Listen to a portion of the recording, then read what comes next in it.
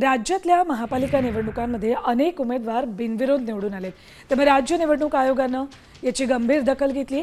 या प्रक्रियेत उमेदवारांवर दबाव होता का याची शहानिशा करण्यासाठी आयोगानं जिल्हाधिकाऱ्यांकडून सविस्तर अहवाल मागवलाय। भयमुक्त वातावरणात निवडणुका पार पाडण्यासाठी आयोगानं हे पाऊल उचललंय। ठाणे आणि पनवेलमधील बिनविरोध निवडीमुळे सध्या राजकीय वर्तुळात मोठी चर्चा सुरू झाली। अधिक माहिती घेऊयात आमचे प्रतिनिधी शिवाजी शिंदे यांच्याकडून।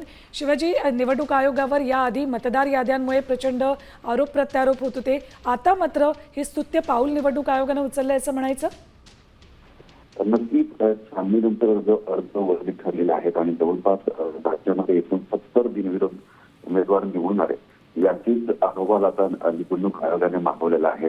निवडणूक आयोगाला शंका आहे की यांच्यावर काही दबाव घेतला होता का, उमेदवारांनी आता कधी मागे घेतले, याची वेळ काय होती, दबावाची पोलीस तक्रार झाली होती का, हा संपूर्ण तपशील या अहवालात त्यांनी निवडणूक अधिकाऱ्यांकडे मागितलेला आहे।